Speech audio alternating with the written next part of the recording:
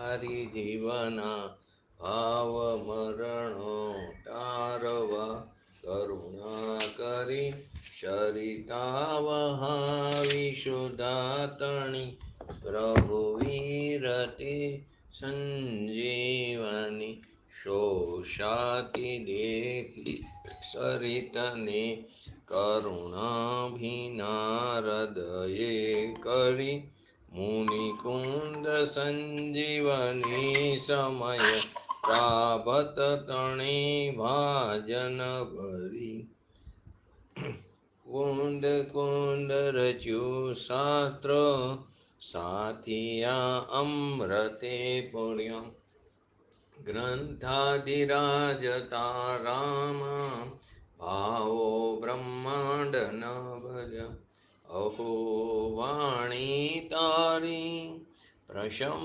રસભા વિનિતરતી મુમુક્ષુને પાતી અમૃત રસ અંજલિ ભરી ભરી અનાદિની મૂર્છા વિષતણી ત્વરા થી ઉતરતી વિભાવે તીથંભે સ્વરૂપ ભણી દોડે પરિણતિ તુષે નિશ્ચય ગ્રંથ ભંગ સગરા વ્યવહારના ભેદવા તો પ્રજ્ઞાક્ષિણી જ્ઞાનને ઉદયની સંધિ સહો છેદવા સાથી સાધકનો તો ભાનો જગનો સંદેશ મહાવીરનો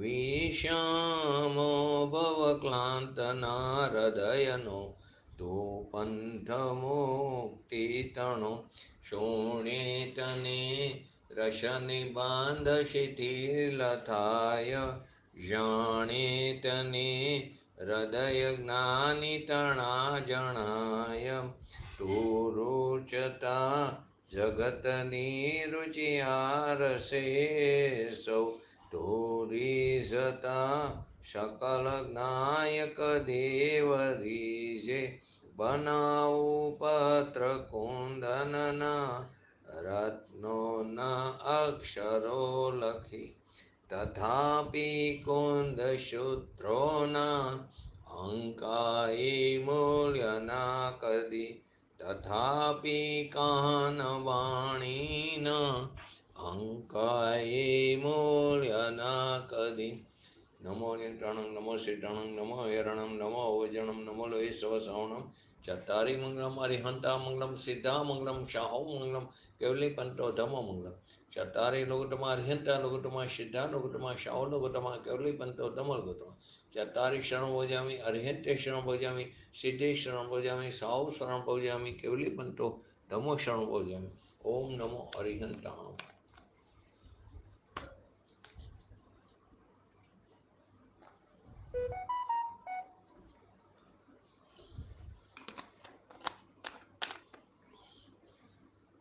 સમયસા ગ્રંથાધિરાજ 72 નંબરની ગાથા કર્તા કર્મ અધિકારની આપણે ચાલે છે. એનું હરિગીત બોલો જયંતિભાઈ. હરિગીત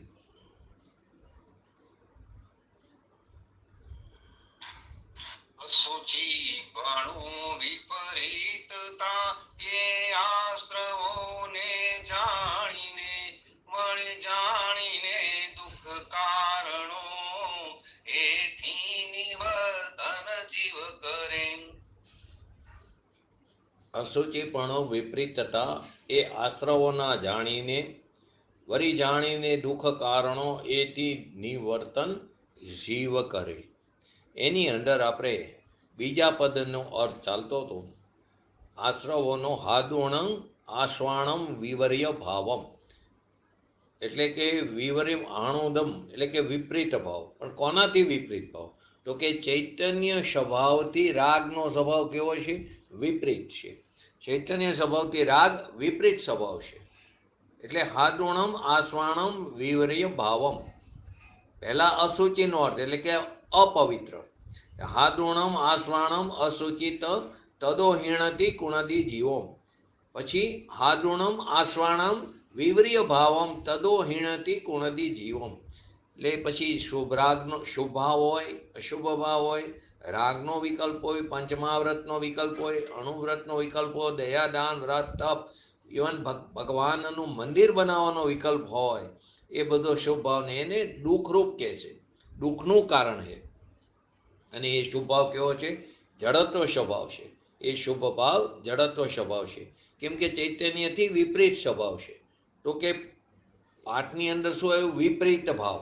તો કે જે ભાવ શુભ છે, અશુભને તો બધા વિપરીત કહે છે, પણ શુભ રાગ જે કષાયની મંદતાપૂર્વકનો જે શુભ ભાવ છે, કષાયની મંદતાપૂર્વકનો શુભ ભાવ, એ ચૈતન્ય સ્વભાવથી વિપરીત ભાવ છે.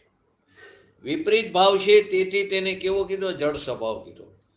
જળ સ્વભાવ કહે છે. કેમ કે તે પોતાને જાણતો નથી અને જળ સ્વભાવની પાછળ જે આનંદ કંદ રૂપી પોતાનો ચૈતન્ય ભગવાન આત્મા પડેલો છે, એને પણ જાણતો નથી.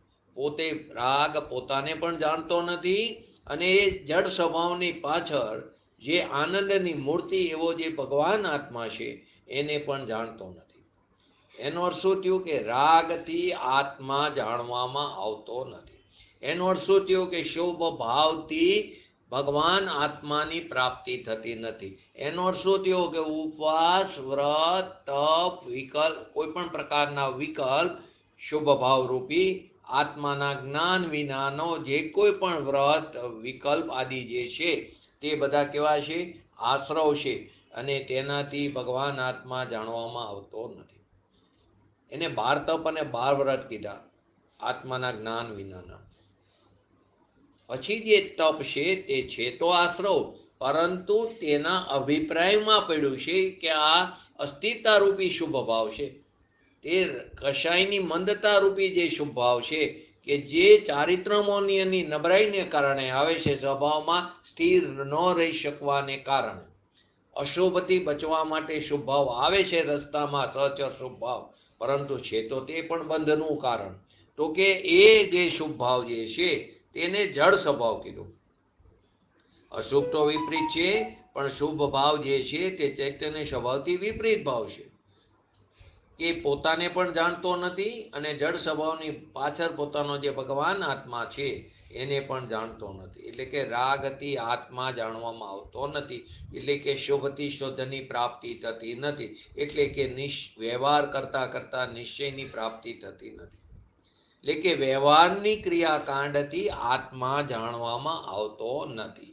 જે અનાદિકાળથી ક્રિયાકાંડમાં આપણે ધર્મ માનીને બેઠા છે. તો કે જ્ઞાનીને ખરેખર રાગ થતો જ નથી. થાય છે રાગ, પણ કેમ રાગ થતો જ નથી? કે તે રાગનો માલિક નથી, તે રાગનો સ્વામિત્વ પણ નથી. તો કે એને અસ્થિરતાના રાગથી પોતાનું જે પરિણમન છે તે ભિન્ન છે. એને અસ્થિરતા રૂપી રાગ થાય છે, પણ એનાથી પોતાનું જે પરિણમન છે એ કેવું છે? ભિન્ન છે. અહીંયા આ ગાથાને અનુરૂપ એ વાતને સિદ્ધ કરવી છે. એટલે અસ્થિરતાનો જે રાગ છે તેને ગૌણ કર્યો છે. એને ગૌણ કરીને, એને વ્યવહાર કહીને, એને અસત્યાત કહીને પોતાના દ્રવ્ય ગુણ પર્યાયમાં તે છે જ નહીં એમ અહીંયા સિદ્ધ કર્યું. કોને? રાગને, અસ્થિરતા રૂપી રાગ. એ અસ્થિરતા રૂપી જે રાગ છે એને ગૌણ કર્યો, એને વ્યવહાર કહી, અસત્યાત કહીને પોતાના દ્રવ્ય ગુણ પર્યાયમાં છે નહીં એમ અહીંયા સિદ્ધ કરે છે. તો કે 6 ધારામાં આવે, શાસ્ત્રમાં પણ આવે કે વ્યવહાર સાધન છે. તો એ કઈ અપેક્ષાએ? એ નિમિત્તનું જ્ઞાન કરાવવાની અપેક્ષાએ છે. વ્યવહારનું કથન છે, અન્યની અપેક્ષા કરીને કથન કરે છે. તો વ્યવહારને અન્યથા કથન કરે છે. એટલે કે છે નહીં અને તેને હેતુ કહે છે, એનું નામ વ્યવહાર નહીં. અને એને હેતુ માની લે એ મિથ્યા દ્રષ્ટિ છે. હેતુ નથી, પરંતુ એને હેતુ માની લે એ કેવો છે? મૂંઢ મોહી મિથ્યા દ્રષ્ટિ જીવ છે. તો ભગવાન આત્મા રાગથી ભિન્ન પોતાના સ્વભાવની અંદર એક કરણ નામનો ગુણ પડી, શક્તિ પડી, કરણ શક્તિ. પોતાના સ્વભાવમાં કરણ નામનો ગુણ અનાદિથી પડ્યો છે. તો એનું અંતરલક્ષ કરવાથી પોતાની શ્રદ્ધા એટલે કે સમ્યક દર્શન, જ્ઞાન ચારિત્રની પર્યાય ઉત્પન્ન થાય, શ્રદ્ધાની પર્યાય ઉત્પન્ન થાય, સમ્યક શ્રદ્ધાની, સમ્યક જ્ઞાનની, સમ્યક ચારિત્રની પર્યાય ઉત્પન્ન થાય છે. એટલે રાગની મંદતાથી નિમિત્ત છે તો તેનાથી એમ નથી, નિમિત્ત છે તો તેનાથી થયું એમ નથી, પરંતુ થાય છે પોતાના સ્વભાવના આશ્રય તે પર્યાય ઉત્પન્ન થાય. તો પછી જ્યારે પર્યાયની સ્વતંત્રતાની વાત આવે તે પર્યાય પોતાના ષષ્ટકારકોને કારણે ઉત્પન્ન થાય છે. પરંતુ જ્યારે જ્યારે કાર્ય થાય છે ત્યારે સામે અનુકૂળ વસ્તુ હાજર હોય છે જેના ઉપર નિમિત્તપણાનો આરોપ આવે છે. એનો અર્થ એમ નથી કે નિમિત્તથી કાર્ય થાય. જ્યારે જ્યારે કાર્ય થાય ત્યારે નિમિત્તની હાજરી હોય છે. માટે પૂજ્ય ગુરુદેવશ્રીએ ક્યારે નિમિત્તને નથી ઉડાડ્યું, નિમિત્તાધીન દ્રષ્ટિને ઉડાડી છે. વારંવાર તે આ વાતનો ખુલાસો કરતા હતા. તો કે નિમિત્ત ત્યારે કહેવાનું કે જ્યારે પોતે પોતાથી પોતાનો જે સ્વભાવ છે, પોતે સ્વયં પોતાથી સ્વભાવ સન્મુખ થઈને એને અનુભવ કર્યો, તો રાગની મંદતાને પછી તે વર્તમાન હોય કે પૂર્વ નયની અપેક્ષાએ એને વ્યવહાર કહેવામાં આવ્યો છે. ત્યારે પોતાના સ્વભાવ સન્મુખ થયો, પોતે પોતાથી સ્વયં, કોઈએ કરાવ્યો નથી, પોતે સ્વયં પોતાના સ્વભાવ સન્મુખ થયો અને અનુભવ કર્યો, તો રાગની મંદતાને વર્તમાન અથવા પૂર્વનયની અપેક્ષાએ તેને વ્યવહાર કહેવામાં આવ્યો. કર્મની મંદતાની તો વાત જ નથી. એ તો કેવું છે, ધૂળ કીધી, રજકણ કીધું, પૂતગલ કીધું, કે અહીં તો એની પર્યાયમાં પોતાના જીવની પર્યાયમાં જે રાગની મંદતા છે એને અહીંયા જળ કહેવામાં આવ્યું છે. ઓલું કર્મને તો પૂતગલ કહી દીધું, પરંતુ અહીં પોતાની પર્યાયમાં ઉત્પન્ન થતા શુભાશુભ ભાવ એને પણ અહીંયા જળ કહેવામાં આવ્યું છે. કર્મ તો જળ છે જ, એ તો અચેતન પરમાણુ છે, તો એના દ્રવ્ય ગુણ પર્યાય ત્રણેય અચેતન છે. કર્મનું દ્રવ્ય, એની શક્તિ, એની પર્યાય બધું કેવું છે, અચેતન છે. એ બધા તો અચેતન એટલે કે ત્રણેય અચેતન છે. પણ આત્મામાં થનારો અચેતન તે જડત્વ છે. એટલે કે પોતાની પર્યાયમાં ઉત્પન્ન થનારા શુભાશુભ ભાવ એને અચેતન જડત્વ કીધું. અહીંયા એ સિદ્ધ કર્યું. અચેતન કઈ રીતે મદદ કરે? નિમિત્ત હોય તો થાય, તો કે નિમિત્ત હોય તો થાય નહીં, જ્યારે જ્યારે થાય ત્યારે નિમિત્ત હોય છે. તો કે નિમિત્ત કેવી રીતે હોઈ શકે, નિમિત્તથી કેવી રીતે થઈ શકે?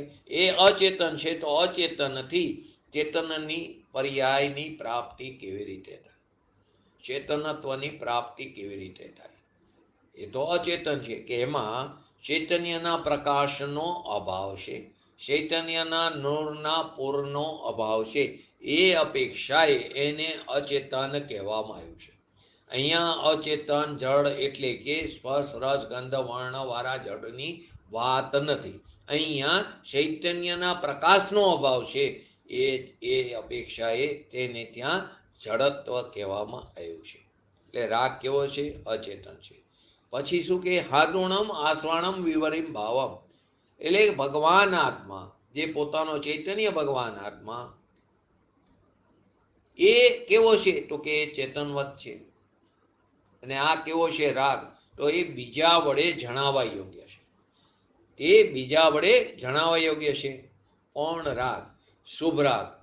અહીં શુભની મુખ્યતાથી વાત છે, અશુભની તો વાત અહીં કરી જ નથી. એને તો બધા લોકો શું કહે છે? એ તો બરાબર છે કે તે પાપ છે, એનાથી આત્માની પ્રાપ્તિ નહીં થાય. પણ અહીં તો શુભ રાગ, જે મંદ કષાયનો ભાવ, એ પોતાને જાણતો નથી, બીજા વડે જણાવવા યોગ્ય છે. તો એ નાયક સ્વભાવની જે પર્યાય થઈ એ રાગને જાણે છે. રાગ રાગને નથી જાણતો, પણ કોણ જાણે છે? નાયક સ્વભાવની પર્યાય. તો નાયક સ્વભાવની પર્યાય કેવી રીતે પ્રાપ્ત થઈ? કે જ્ઞાયક સ્વભાવ પર દ્રષ્ટિ દેતા એ જ્ઞાયક સ્વભાવની પર્યાયની ઉત્પત્તિ થઈ, શુદ્ધિની ઉત્પત્તિ થઈ. તો એ રાગને જાણે છે. રાગ રાગને જાણતો નથી. માટે સમયસારમાં ઘણી જગ્યાએ રાગને આંધળો કીધો છે. ફરીવાર કે છે આ જડ રજકણ વાળા જડત્વ નથી, અહીં સ્પર્શ રસ ગંધ વર્ણ વાળી વાત નથી. અહીંયા તો પોતાની અરૂપી વિકૃત દશા છે. એની અંદર ચૈતન્યના પ્રકાશના કિરણનો અભાવ છે. રાગમાં એ ચૈતન્યના પ્રકાશના કિરણનો અભાવ છે. માટે તેને ત્યાં જડત્વ કહેવામાં આવ્યું છે. અહીંયા સમયસારની આત્મખ્યાતિ ટીકા. તો આત્મખ્યાતિ ક્યારે થાય? આત્માની પ્રસિદ્ધિ ક્યારે થાય? એનો સ્વીકાર કરશો ત્યારે. આશ્રવ જળ છે એ પોતાને અને પરને નથી જાણતો. પોતે પોતાને પણ નથી જાણતો અને પરને પણ નથી જાણતો, બીજા જ જાણે છે. રાગ જે છે તે અચેતન છે, એ જડત્વ છે, એ બીજો જાણે છે.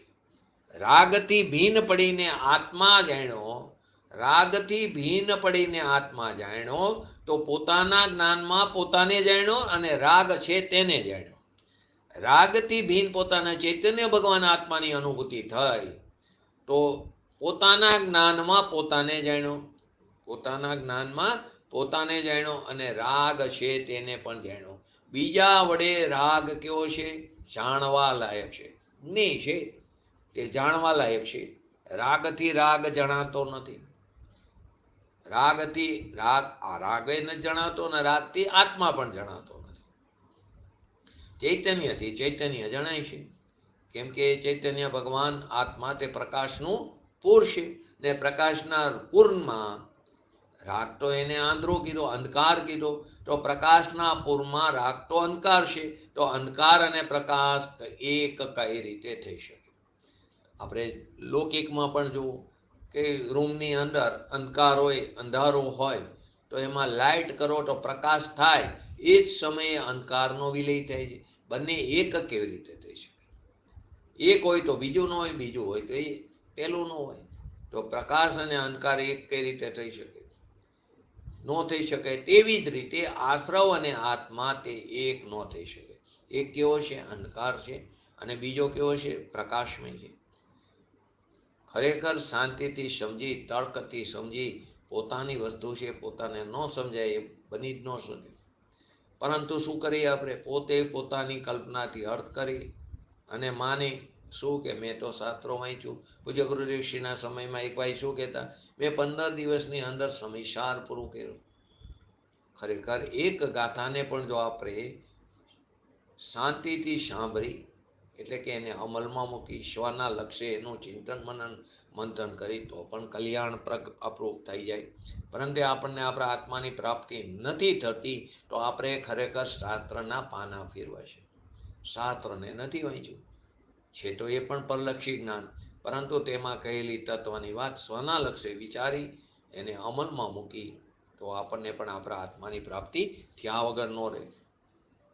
તો આપણે માની લઈએ કે આપણે શાસ્ત્ર વાંચ્યા, એમ નથી. એમાં કહેલો આત્મા જે રીતે વસ્તુ સ્વરૂપ છે, જે રીતે એનું નિરૂપણ થયું છે, તે પ્રકારે એનું ચિંતન મનન મંથન કરવું જરૂરી છે.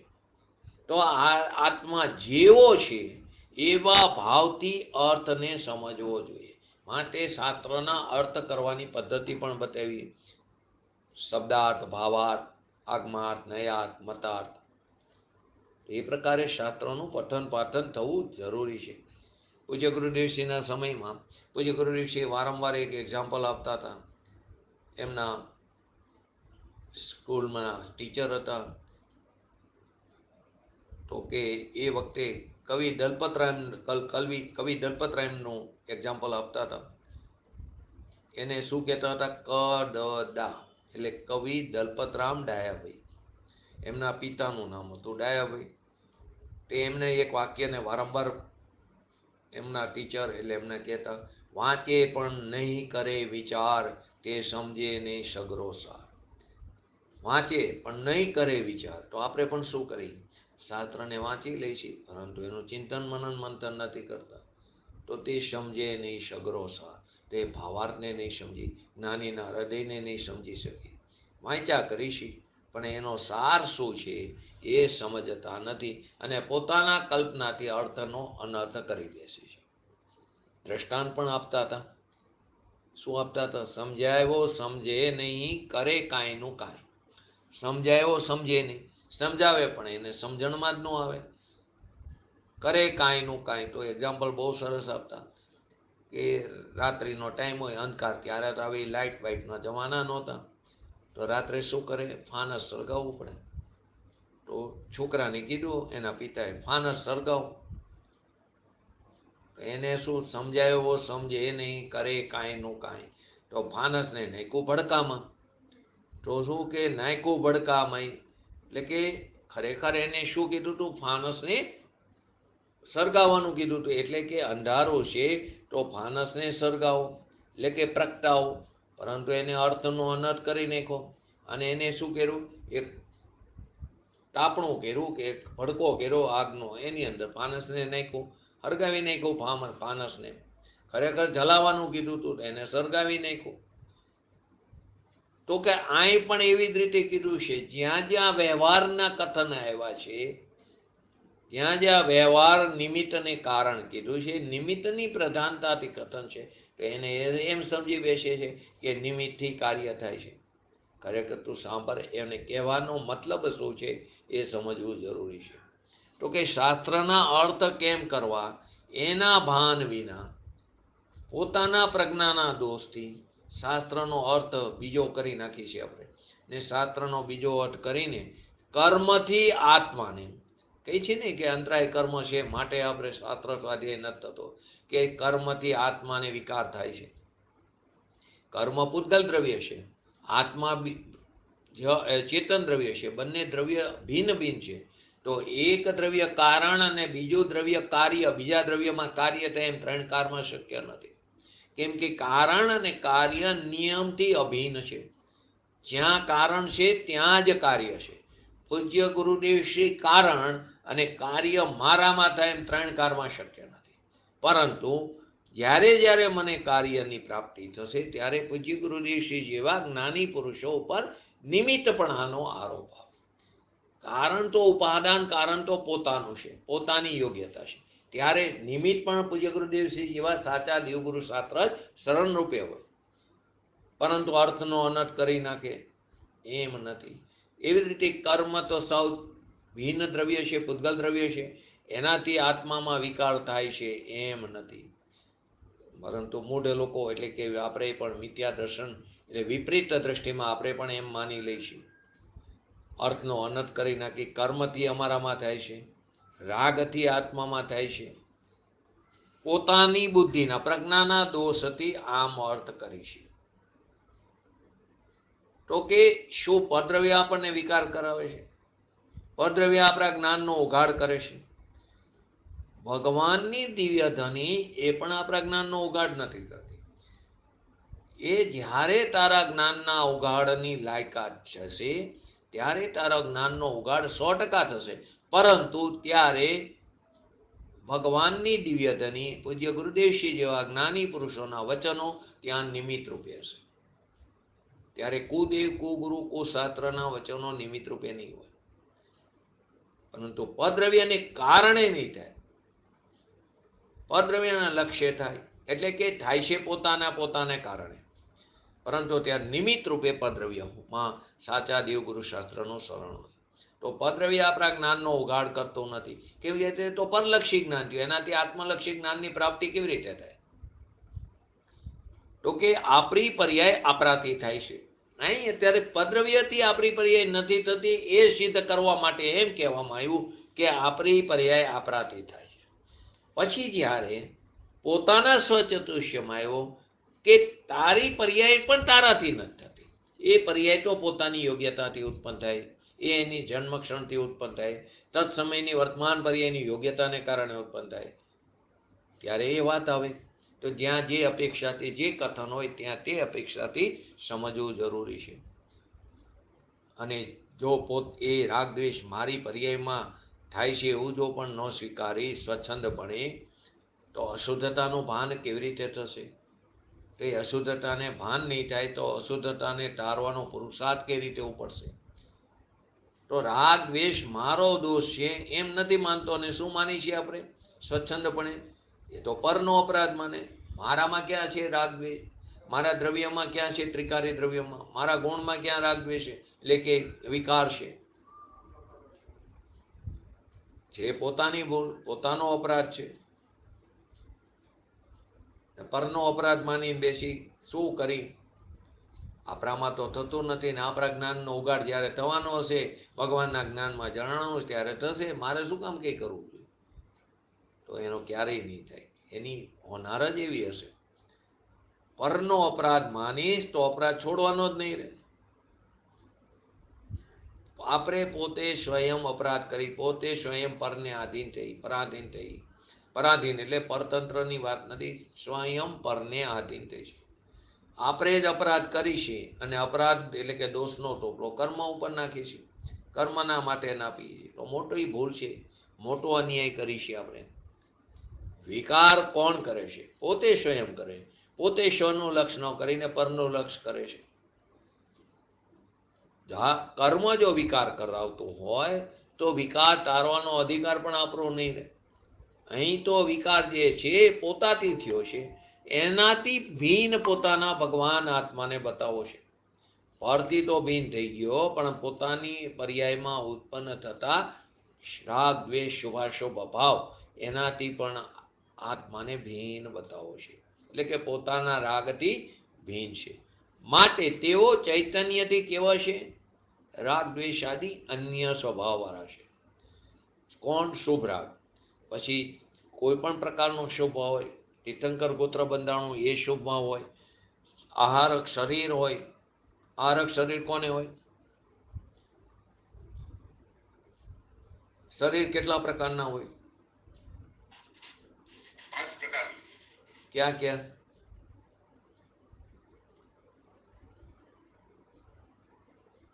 क्या क्या शरीर हुए? 5 बोलो अमिता. तेजस, कामान, वैक्रिक और औदारिक. हाँ बराबर છે. औदारिक, वैक्रिक, तेजस, कारमाण અને આહાર. બરાબર 5 શરીર હોય. આપણને ઔદારિક શરીર છે. દેવ અને નારકીને વૈક્રયિક શરીર હોય છે. તેજસ અને કાર્મણ તો બધાને હોય ને. આહારક શરીર કોને હોય?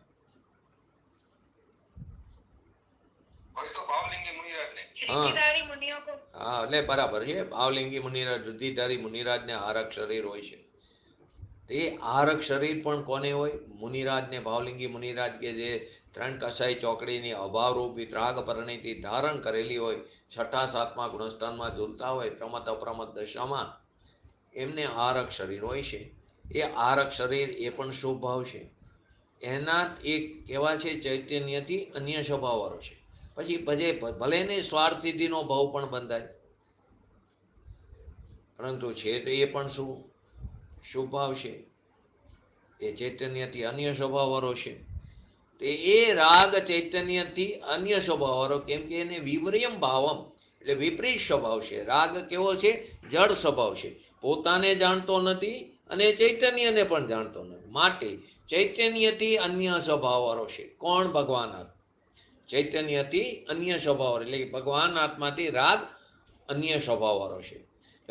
હવે આત્મા કેવો છે? પોતાને સદાય વિજ્ઞાન ઘન સ્વભાવ પણ હોવાથી. કેવું ઘન પણ છે?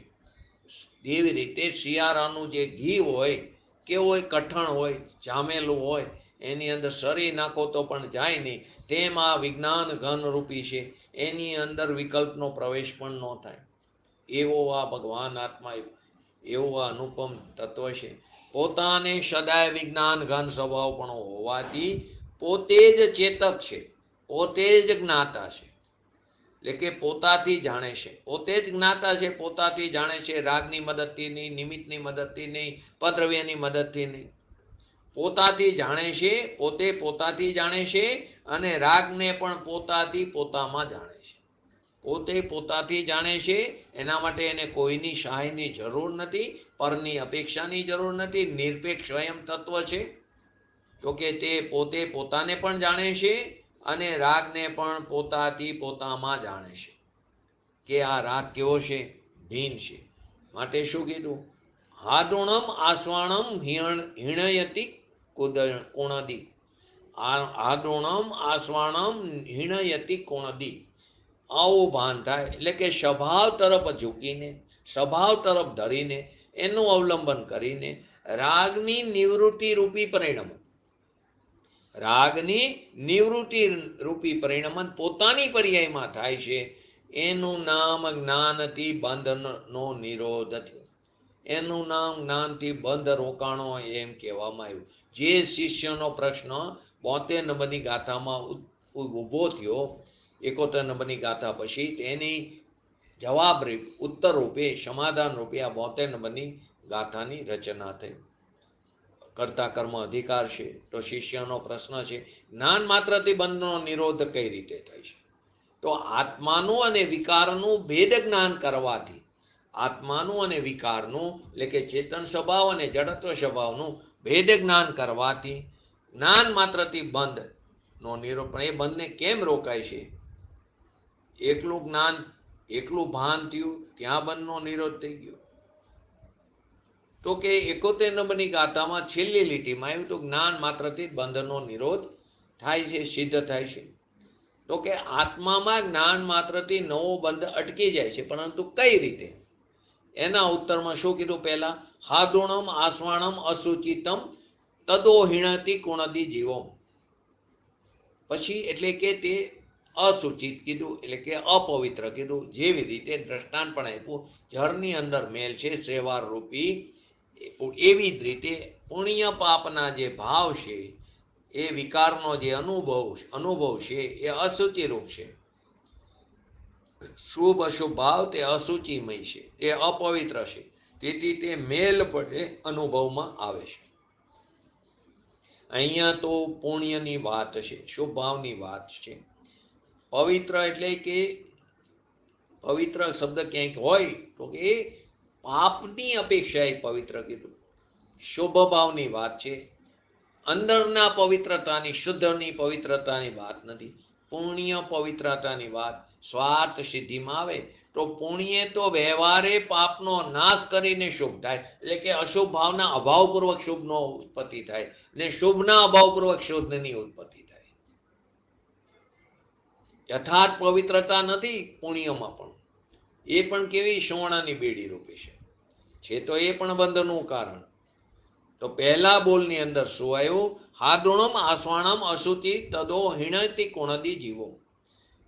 જ્યારે ભગવાન આત્મા નિર્મળ, સદાય અતિ નિર્મળ છે, અને આશ્રવ ભાવ કેવો? અશુચિ મલિન છે. ભગવાન આત્મા શુચિમય છે, પવિત્ર છે. એમ અંતરમાં ભેદ જ્ઞાન થવા માત્રથી આત્મા આશ્રવથી નિવૃત્તિને પ્રાપ્ત થાય છે અને એને નવો બંધ થતો નથી. બીજા બોલની અંદર વિવ્રયમ એટલે કે આત્મામાં જે પુણ્ય પાપના ભાવ છે એ ચૈતન્ય સ્વભાવથી કહેવાય વિપરીત ભાવ છે. વિપરીત એટલે ઓલો ચેતન સ્વભાવ, એનાથી વિપરીતનો અર્થ જડત્વ સ્વભાવ છે. કશાયની મંદતા, દયા, દાન, વ્રત, ભક્તિ આદિના વિકલ્પ એ બધા કેવા છે? જડત્વ સ્વભાવ છે. એ કેમ?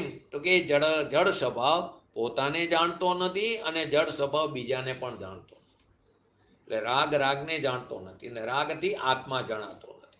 માટે તે પુણ્ય પરિણામને, પુણ્યની વાત છે, પુણ્ય પરિણામને જડત્વ સ્વભાવ કહેવામાં આવ્યો. અને ભગવાન આત્મા સદાય ચૈતન્ય સ્વભાવને કારણે ભગવાન પોતાને સદાય વિજ્ઞાન ઘન સ્વભાવ પણ હોવાને કારણે તે કેવો? સ્વયં જ ચેતક એટલે કે જ્ઞાતા છે. એટલે કે પોતે પોતાને જાણે પોતાથી, અને રાગાદિ પરને પણ પોતાના જ્ઞાનમાં પોતાથી જાણે છે. માટે એ ચૈતન્યથી અનન્ય સ્વભાવ વાળો છે આત્મા. આત્મા ચૈતન્યથી અનન્ય સ્વભાવ વાળો છે અને રાગથી અન્ય સ્વભાવ વાળો છે. તો જાણવું દેખો જે ચૈતન્ય સ્વભાવથી આત્મા અનન્ય એટલે કે એકરૂપ છે, અને જડ સ્વભાવ ચૈતન્ય સ્વભાવથી કેવો? ભિન્ન છે. એમ અંતરમાં સ્વભાવનો અને વિભાવનો બોધ થવા માત્રથી, સ્વભાવનો અને વિભાવનો બોધ થવા માત્રથી આત્મા આશ્રવથી નિવૃત્તિને પ્રાપ્ત થાય છે. તો કે ભગવાન આત્મા જે ચૈતન્ય ઘન સ્વરૂપે છે અને રાગ જે છે તે જડ સ્વભાવ રૂપે છે. જડ પોતાને જાણતું નથી અને પરને પણ જાણતું નથી, એટલે કે આત્માને પણ નથી જાણતું. અને ભગવાન આત્મા ચૈતન્ય સ્વભાવ વાળો હોવાથી, વિજ્ઞાન ઘન સ્વભાવ પણ હોવાથી પોતાને પણ જાણે છે અને પરને પણ જાણે છે. માટે ચૈતન્ય સ્વભાવથી ભગવાન આત્મા અભિન્ન છે અને જડ સ્વભાવથી ભગવાન આત્મા ભિન્ન છે. એમ અંદર ભેદ જ્ઞાન થવા માત્રથી આત્મા પુણ્ય પાપનો આદર નથી કરતો અને પુણ્ય પાપના પરિણામથી નિવૃત્તિ રૂપ પરિણમન કરે છે. એનો આદર નથી કરતો, એનો માલિક નથી થતો, એને પણ થાય છે શુભ ભાવ કશાયની મદતાપૂર્વકના. પૂજ્ય ગુરુદેવશ્રીને પણ એ પણ જ્ઞાની પુરુષ હતા, એમને પણ શુભ ભાવ થતા, ભગવાનની ભક્તિ પણ કરતા દેખાય, થાય એને શુભ ભાવ, પણ એમનો એને આદર નથી હોતો. આદર તો પોતાના ભગવાન આત્માનો હોય છે. કેમ કે એને પુણ્ય પાપના પરિણામથી નિવૃત્તિ રૂપ પરિણમન, કેમ કે એમને સદાય એમની દ્રષ્ટિ પોતાના આત્મા તરફ ટકેલી હોય છે, શુદ્ધ પરિણીતિ હોય છે. એથી જ્ઞાન માત્રથી આશ્રવનું રૂંધન નથી, એટલે કે બંધનનું રૂંધન થઈ ગયું, અટકી ગયો. પહેલો બોલાયો અસુચિ, વિકાર કેવો છે? અસુચિ એટલે એમાં દયાદામ વ્રત ભક્તિ આદિના વિકલ્પ બધું આવી ગયું. અને ભગવાન આત્મા કેવો? સૂચિ. આવું બે પ્રકારના ભાન થવાથી, આવું બે પ્રકારનું ભાન થવાથી અને પોતાના સ્વભાવ તરફના ઝુકાવને કારણે પુણ્ય પાપ મલિન છે એવું નિવૃત્તિ, એની નિવૃત્તિ અંદરમાં થાય છે. એ મલિન છે, જળમાં જેમ સેવાર મલિન છે તેવી રીતે મલિન છે, તો એની નિવૃત્તિ અંતરમાં થાય છે. તો આશ્રવ ભાવરૂપ પરિણમન જ્ઞાનીનું એટલે કે બેજ્ઞાનીને થતું નથી. આશ્રવરૂપ ભાવરૂપ પરિણમન જ્ઞાનીને થતું નથી, એટલે કે રાગનો રાગી થતો નથી. તો કે ભગવાન આત્મા જે ચૈતન્ય સ્વભાવ સંપન્ન રૂપ છે, એ ચૈતન્ય સ્વભાવ પોતાને પણ જાણે છે અને રાગાદી પરને પણ જાણે છે. એવો સ્વપર પ્રકાશક પોતાનો સ્વભાવ હોવાથી ચૈતન્ય સ્વભાવ આત્માથી અભિન્ન છે, અને રાગાદી અચેતન હોવાથી સ્વભાવથી તદ્દન ભિન્ન છે. હવે આટલી વસ્તુ લીધા પછી એક પ્રશ્ન કરી, વિકાર અને આત્મા વચ્ચે કયો અભાવ છે? પહેલા તો ચાર ભાવ ક્યાં? ચાર અભાવની વાત આવે છે, એમાં ચાર ક્યાં અભાવ?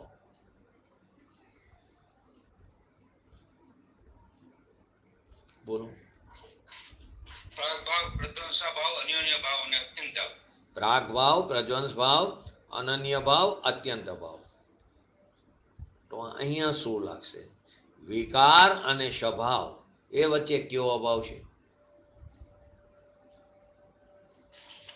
અત્યંત અભાવ. વસ્તુમાં તો નથી દેખાડી વસ્તુ. નહીં, બરાબર છે, પણ અહીં અત્યંત અભાવ ન લાગે. અત્યંત અભાવની વાત અહીં નથી, અહીં આધ્યાત્મિક અભાવ છે. અત્યંત અભાવમાં શું આવે? એક દ્રવ્યનો બીજા દ્રવ્યમાં અભાવ. અહીં તો પોતાની અંદર જ છે ને વિકાર, થોડું બીજું દ્રવ્ય છે, પરંતુ એને અચેતન કીધું. એ કઈ અપેક્ષાએ કીધું? એમાં ચૈતન્યના નૂરનો અભાવ છે. તો કે ચાર અભાવમાં વિકાર અને સ્વભાવ વચ્ચે અત્યંત અભાવ છે. તો એ ક્યાં ચાર અભાવમાં આવે? તો પ્રાગ ભાવ, પ્રજ્વંસ ભાવ, અનન્ય ભાવ ને અત્યંત અભાવ. તો કે વિકાર જે જળ સ્વભાવ છે, એ વિકારનો જે જળ સ્વભાવ જે અચેતન છે, અને ભગવાન આત્મા ચૈતન્ય તે સદાય ત્રિકાર છે. તો એ બેમાં અત્યંત અભાવ, એ ચાર અભાવ વાળા અત્યંત અભાવની વાત નથી. એ ચારમાં નથી આવતી. એ ચાર તો શેમાં જાય? ન્યાયમાં, એટલે કે સિદ્ધાંતમાં જાય છે. અને આ તો કેવો છે? અધ્યાત્મનો વિષય છે. એ ચારમાં અત્યંત અભાવ જેની વાત છે, એમાં એક દ્રવ્યનો બીજા દ્રવ્યમાં અભાવ છે. એ અપેક્ષા અહીંયા અત્યંત અભાવ છે. એક દ્રવ્યનો બીજા દ્રવ્યમાં અભાવ છે. અનન્ય ભાવમાં એક પૂતગલ ની વર્તમાન પર્યાયનો બીજા પૂતગલ દ્રવ્યની વર્તમાન પર્યાયમાં અભાવ છે. પ્રાગ ભાવમાં પૂર્વની પર્યાયનો વર્તમાન પર્યાયમાં અભાવ છે. પ્રજ્વંસ ભાવમાં ભવિષ્યની પર્યાયનો વર્તમાન પર્યાયમાં અભાવ છે. તો અહીંયા જે છે તે અધ્યાત્મનો વિષય છે. એમાં તો એ અત્યંત અભાવમાં એક દ્રવ્યનો બીજા દ્રવ્ય અત્યંત અભાવ છે.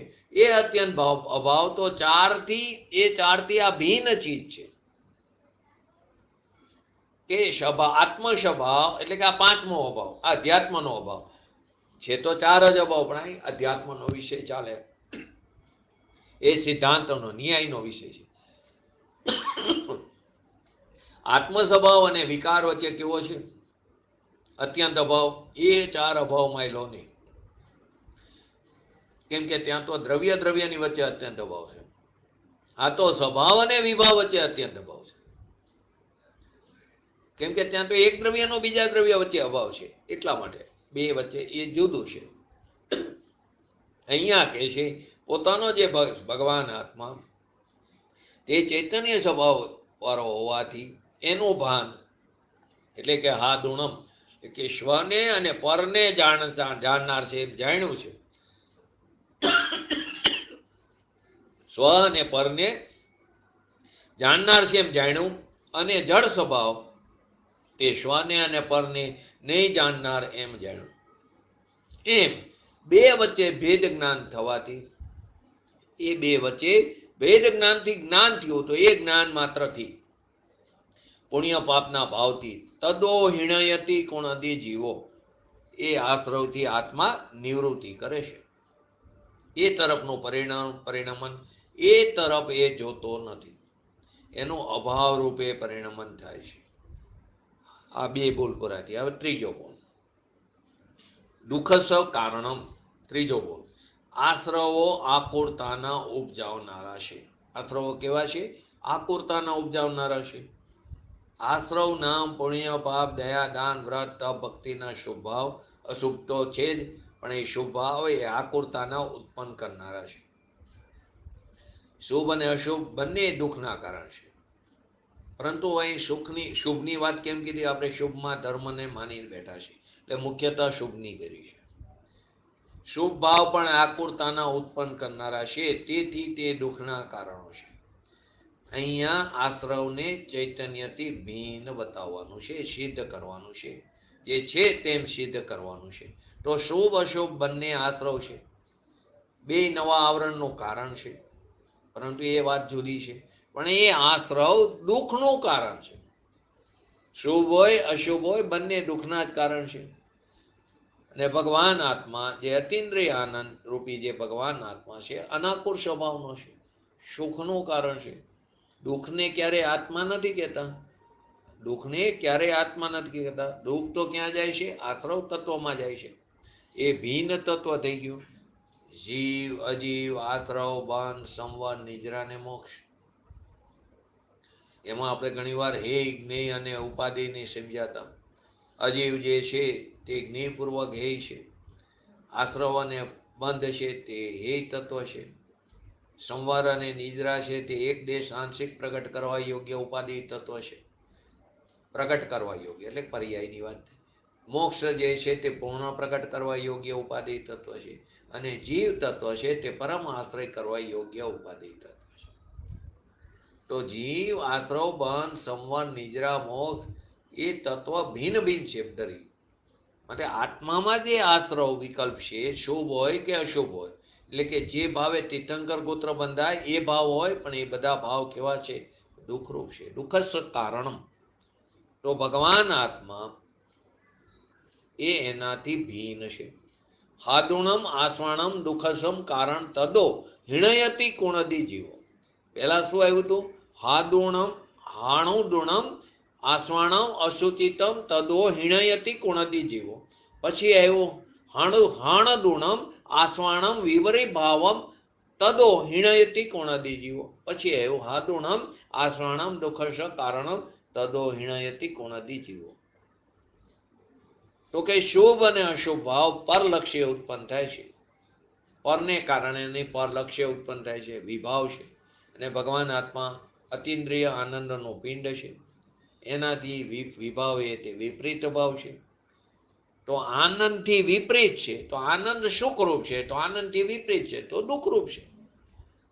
વ્યવહાર રત્નત્રય હોય, દેવ શાસ્ત્ર ગુરુની શ્રદ્ધાનો વિકલ્પ હોય, નવ તત્વના ભેદની શ્રદ્ધાનો રાગ હોય, વિકલ્પ હોય, પંચમહાવ્રતનો વિકલ્પ હોય, શાસ્ત્રનો ભણતર કરવાનો રાગ હોય, એ બધો પરલક્ષી ભાવ છે ને એ બધા આકુરતાના કારણો છે. એ બધા આકુરતાને ઉત્પન્ન કરનારા છે, દુઃખના કારણો છે. એટલે કે અણુ વ્રત મહાવ્રત એ બધાને આશ્રવ કીધા, પુણ્ય આશ્રવ છે. પરંતુ આપણને એની એટલી બધી મીઠાશ છે, કેમ કે અનાદિકાળથી સંસ્કાર પડેલા છે. હવે એને કેવી રીતે દુઃખ કહી શકીએ? શુભ રાગને સહન નથી થતું. એ દુઃખ છે, એ આત્માની શાંતિનું કારણ નથી. શાસ્ત્રની અંદર આવે વ્યવહાર સાધક છે, કારણ છે. તો એ તો નિમિત્ત કારણનો ઉપચાર કરીને ત્યાં કથન બતાવવામાં આવ્યું છે, કારણ નથી. આશ્રવ તો કેવું છે, દુઃખરૂપ જ છે ને. દુઃખરૂપ છે એ આત્માના સમ્યક દર્શનની પ્રાપ્તિમાં કારણ કેવી રીતે થાય? જે દુઃખરૂપ છે તે સુખનું કારણ કેવી રીતે થાય? એ સમજ્યા વગર આત્માની અનુભૂતિ કેવી રીતે થશે? માટે વત્સુ સાવો ધમો, સ્વામી કાર્તિકેયમાં આવે છે, ભગવાન આત્માનો સ્વભાવ કેવો છે? આનંદ અને શાંતિ એ એનો સ્વભાવ છે, એ ધર્મ છે. અને રાગ આદિ છે તે વસ્તુનો સ્વભાવ જ નથી. ખરેખર જે નીકળી જાય, જો સ્વભાવ હોય એનો ક્યારેય અભાવ ન થાય, અને રાગનો તો અભાવ થાય છે. રાગનો અભાવ થાય છે. કેવરીની, સિદ્ધની બધામાં રાગ તો છે નહીં. જો સ્વભાવ હોય તો એનો અભાવ ન થાય. તો જે સ્વભાવ કયો છે આનંદ શાંતિ એનો સ્વભાવ છે, એ ધર્મ છે. અને રાગાદી છે તે વસ્તુનો સ્વભાવ જ નથી. જે નીકળી જાય એ સ્વભાવ ક્યાંથી થયો? રાગ નીકળી જાય છે તો સ્વભાવ નથી, તો એ તો દુઃખ છે. વસ્તુ જે છે તો એ આત્મા વસ્તુ, તો વસ્તુનું વસ્તુત્વ તે સાથે રહી જાય. આત્મા વસ્તુ છે તો એનું વસ્તુત્વ સાથે રહી જાય છે. વસ્તુનું વસ્તુત્વ જ્ઞાન આનંદ વિતરાગતા એના સ્વભાવની સાથે રહી જાય છે. પણ વસ્તુના રાગાદી એ વસ્તુત્વ નથી, એની સાથે નથી રહેતું. તો આ રીતે ભગવાન આત્મા એ આનંદ ઘન સ્વરૂપે છે. એ વસ્તુનું વસ્તુત્વ એ એનો સ્વભાવ છે. જો રાગ એનો સ્વભાવ હોય તો વસ્તુનું વસ્તુત્વ પણ અભેદ થઈને જે એને શુદ્ધ વિતરાગતાની પ્રાપ્તિ થઈ, તો ત્યાં રાગ તો નથી. જો એ હોય એનો સ્વભાવ તો એ સાથે રહેવો જોઈએ. એ વસ્તુ પણ હોય તો રાગ રહેવો જોઈએ, પણ એ તો રહેતો નથી. માટે રાગ તેનો સ્વભાવ નથી, એ વિભાવ ભાવ છે. એટલે કે આશ્રવ આકુરતાને ઉત્પન્ન કરનારા છે. શુભ ભાવ જેને વ્યવહાર કીધો એ આકુરતાના ઉત્પન્ન કરનારા છે. એ આકુરતાના ઉત્પન્ન કરનારા એ અનાકુર આત્માની ઉત્પત્તિમાં, એટલે કે સમ્યક દર્શનની ઉત્પત્તિમાં કારણ કેવી રીતે થાય? આત્માની અનુભૂતિમાં કારણ કેવી રીતે થાય? કેમ કે આખી ચીજ જ ભિન્ન છે. તો કે વ્યવહાર સમ્યક દર્શનમાં કારણ થાય છે. વ્યવહાર સમ્યક દર્શનનો અર્થ એ રાગ અને દુઃખરૂપ છે. એનો અર્થ શું થયો? કે વ્યવહારનો અર્થ પરાશ્રય. આપણે વ્યવહાર અને નિમિત્તના 18 ભેદને સમજ્યા હતા નૈની ચેપ્ટરની અંદર. તો વ્યવહાર કેવો છે? પરાશ્રિત છે. અને નિશ્ચય કેવો? સ્વાશ્રિત છે. તો વ્યવહારનો અર્થ પરાશ્રય શુભ ભાવ. તો આશ્રવ જે છે તે દુઃખરૂપ છે, વર્તમાન આકુરતા રૂપ છે. એનાથી ભગવાન આત્માની પ્રાપ્તિ કેવી રીતે થાય? તો આ જે ભગવાન આત્મા તરફ ઝૂકવું હોય અને આત્માનો આશ્રય કરવો હોય, તો પુણ્ય પાપ જે દુઃખરૂપ છે તેને દ્રષ્ટિમાં ન લે. એને દ્રષ્ટિમાં ન લે, જ્ઞાનમાં નિર્ણય ન કરે. એને દ્રષ્ટિમાં ન લે અને જ્ઞાનમાં નિર્ણય ન કરે, તો એનાથી ખસીને પોતાના સ્વભાવ સન્મુખ નહીં થાય અને દુઃખરૂપ નહીં માને આશ્રવને, અને આત્માને આનંદ રૂપે નહીં માને, તો દુઃખથી ખસીને આનંદમાં નહીં આવે.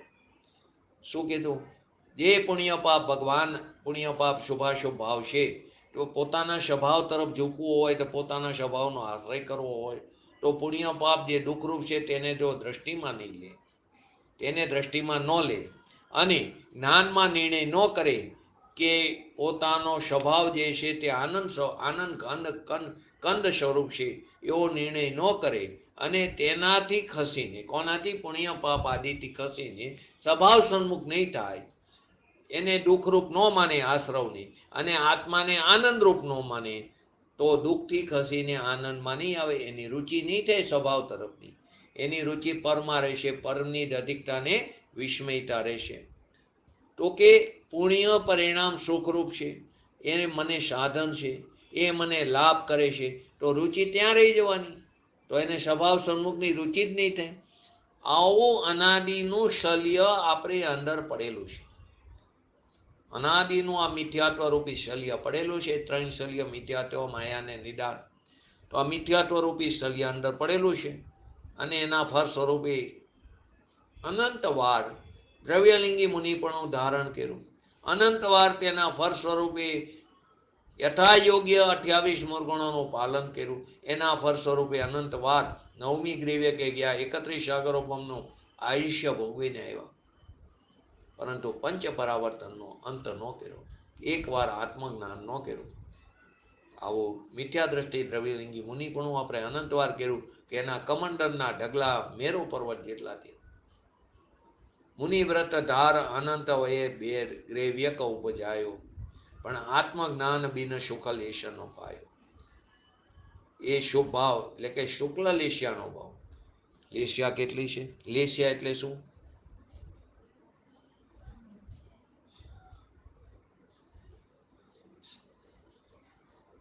બોલો, લેશિયા એટલે શું?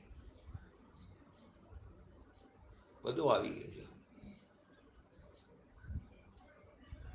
कषाय से अनुरंजित जीव के परिणाम બરાબર, સરસ. કેટલી એક લેશિયા? મુખ્યત્વે કેટલી? મુખ્યત્વે બે, શુભ અને અશુભ. પછી कृष्ण नील काबूत पीत पदम शुक्ल. બરાબર, સરસ. બે, ત્રણ અશુભ ને હા, પિત્ત પદ્મ શુક્લ. ત્રણ શુભ લેશિયા અને ત્રણ અશુભ લેશિયા. અહીંયા એમ કે છે કે જે શુક્લ લેશિયા છે એનો ભાવ એ શુભ ભાવ, એના પર સ્વરૂપે નવમી ગ્રીવે કે ગયો. પરંતુ એ શુક્લ લેશિયાનો ભાવ તે દુઃખરૂપ છે. એને જ ધર્મ માનીને બેઠો કે હું મહાવ્રત પારું છું તો ધર્મ છે. કેટલી એની અંદર કશાયની મદદતા છે, કેટલી એની રાગની મદદતા છે કે દેવલોકની ઇન્દ્રાણી પણ આવી જાય એની સામે એને એનું ચરાવવા માટે, તો પણ એ ચરે નહીં. એવું એને અડગ બ્રહ્મચર્યનો વ્રતનું પાલન હોય છે. એવો બ્રહ્મચર્યનો શુભ ભાવ છે, પરંતુ એને શું માની લીધું? કે ધર્મ માની લીધો. એ ધર્મ નથી, પરંતુ એના ફળ સ્વરૂપે નવમી ગ્રીવે કે ગયું શુક્લ લેશિયાનો. શુક્લ ધ્યાન જુદી વસ્તુ છે, શુક્લ લેશિયા જુદી વસ્તુ છે. શુક્લ લેશિયા તો અભવીને પણ હોય છે, અભવી જીવને પણ શુક્લ લેશિયા હોય. અને શુક્લ ધ્યાન તો 8મા ગુણસ્થાનથી 14મા ગુણસ્થાન સુધી 4 પ્રકારના ધ્યાન છે. આર્ત ધ્યાન, રૌદ્ર ધ્યાન, ધર્મ ધ્યાન અને શુક્લ ધ્યાન. તો રૌદ્ર ધ્યાન કયા ગુણસ્થાન સુધી? ગુણસ્થાનની અપેક્ષાએ કયા ગુણસ્થાન સુધી હોય છે? જયંતિભાઈ, અમિતાબેન, હર્ષાબેન,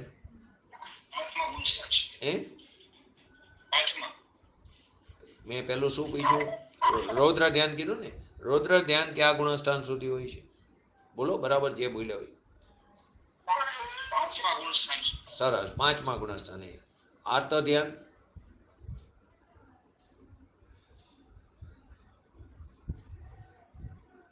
આર્ત ધ્યાન કયા ગુણસ્થાન સુધી?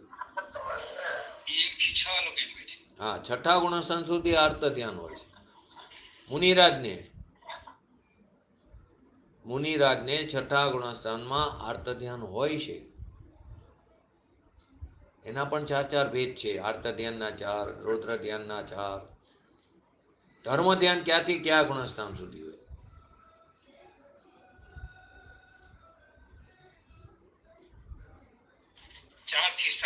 4 થી 7 ગુણસ્થાન સુધી ધર્મ ધ્યાન હોય, 8 થી 14 ગુણસ્થાન સુધી શુક્લ ધ્યાન. ધર્મ ધ્યાનના પણ 4 ભેદ છે, શુક્લ ધ્યાનના પણ 4 ભેદ છે. એટલે કે શુક્લ ધ્યાન જુદી વસ્તુ છે અને શુક્લ લેશિયા જુદી વસ્તુ. અભવીને પણ શુક્લ લેશિયા હોય છે. તો કે અનંતવાર નવમી ગ્રીવ કે ગયો શુક્લ લેશિયાના જોરથી, પણ અંદર આત્માનો જોર ન આવ્યો. શુક્લ લેશિયા દુઃખરૂપ છે અને ભગવાન આત્માનો સ્વભાવ કેવો છે? આનંદરૂપ છે. એવું ભેદ જ્ઞાન જીવે કર્યું નહીં. બસ આ ભૂલ રહી ગઈ. આત્મા આનંદ મૂર્તિ રૂપ અને રાગ દુઃખરૂપ છે એમ હાદુણમ ન કર્યું, હિણયતી કુણદી ન કર્યું. આપણે તો પાઠની અંદર શું કીધું છે કે રાગ જે છે ને એ દુઃખદાયક છે અને એને સાધન માનીને આપણે અનાદિકાળથી અહીંયા રોકાઈ ગયા છીએ. ને આત્મા એનાથી ભિન્ન છે, એની રુચિ કરી નહીં તો આનંદ નો આવ્યો. ભગવાન આત્માની રુચિ ન કરી, આત્મા એનાથી ભિન્ન છે એવું આપણે ભાન ન કર્યું અને જે કશાયની મદદતા જે છે જે દુઃખદાયક છે એને સાધન માનીને રોકાઈ ગયા અને ભગવાન આત્મા એનાથી ભિન્ન છે એવી રુચિ કરી નહીં તો આનંદ નો આવ્યો. આનંદ નો આવ્યો તો આત્મજ્ઞાન નો થયું અને આત્મજ્ઞાન વિના આપણું રખડવાનું મટ્યું નહીં. ક્યાંક ને ક્યાંક સ્વચ્છંદપણે પોતાની કલ્પનાથી અર્થ કરીને આપણે અટકી ગયા છીએ, રોકાઈ ગયા છીએ. તો આશ્રવ જે છે તે આકુરતાને ઉત્પન્ન કરનારા છે. પરલક્ષી જેટલા પણ શુભ ભાવ હોય એ દુઃખનું કારણ છે. ભલે પછી તીર્થંકર ગોત્રનો ભાવ હોય એ પણ દુઃખના પરિણામ છે. એનાથી બંધ પડે છે. દુઃખના પરિણામથી બંધ પડે છે. આનંદના પરિણામથી બંધ ન પડે. શાંતિથી સમજવા જેવી વસ્તુ છે. અહીં શું કીધું? હાદોણમ આસ્વાણમ દુઃખસ કારણમ, એટલે કે જ્યારે પુણ્ય અને પાપના ભાવ આશ્રવ દુઃખદાયક છે એમ જાણ્યું, તો જાણનાર કેવો છે એ હવે આપણે આવતીકાલે ચર્ચામાં લઈશું. કે આશ્રવ દુઃખદાયક છે એમ જાણ્યું તો જાણનાર કેવો છે. આશ્રવ આકુરતાના દુઃખના કારણ છે. એ દુઃખના કારણનો અર્થ શું કે દુઃખરૂપ જ છે. તો આત્માને આનંદનું કારણ થાય એમ કેમ બને? એ દુઃખનું કારણ આત્માના આનંદનું કારણ થાય એમ કેવી રીતે બને? ઝેર અમૃતનું કારણ કેવી રીતે બને? જે ઝેર છે તે અમૃતનું કારણ કેવી રીતે બને? જેની વિશેષ ચર્ચા આપણે આવતીકાલે કરશું. આપણે પણ આપણા ભગવાન આત્મા તરફ દ્રષ્ટિ કરીને, એના તરફ રુચિ કરીને આપણી પર્યાયમાં પણ શીઘ્ર ને શીઘ્ર વિતરાગતા પ્રાપ્ત કરી એવી પરમ વિરલ ભાવના સાથે આજનો સ્વાધ્યાય પૂરો કરો. જય જીનેન્દ્ર. બોલો જીનવાણી સ્તુતિ. બોલો જીનવાણી સ્તુતિ. निज विधि निज में बताई, यह अनंत उपकार है, इसके लिए जिन वाणी माँ को वंदना शत बार है, वंदना शत बार है. नमो रेंकटाणं नमो सिद्धाणं नमो आयरणं नमो वज्रणं नमो लोये सवसावणं चत्तारि मंगलम अरिहंता मंगलम सिद्धा मंगलम साहु मंगलम केवली पंतो धमो मंगलम चत्तारि लोकोत्तमा अरिहंता लोकोत्तमा सिद्धा लोकोत्तमा साहु लोकोत्तमा केवली पंतो धम्म लोकोत्तमा चत्तारि शरण भोजामि अरिहंते शरण भोजामि सिद्धे शरण भोजामि साहु शरण भोजामि केवली पंतो धम्मो शरण भोजामि. बोलिए श्री पंच परमेष्ठी भगवंतोनो जय हो. बोलिए श्री જીનવાણી માતનો જય હો. બોલીએ શ્રી પરમ પૂજ્ય પરમ ઉપકારી સદગુરુ દેવનો જય હો. બોલીએ શ્રી પ્રસન્નમૂર્તિ ભગવતી માતનો જય હો. બોલીએ શ્રી સનાતન જૈન દિગંબર ધર્મનો જય હો.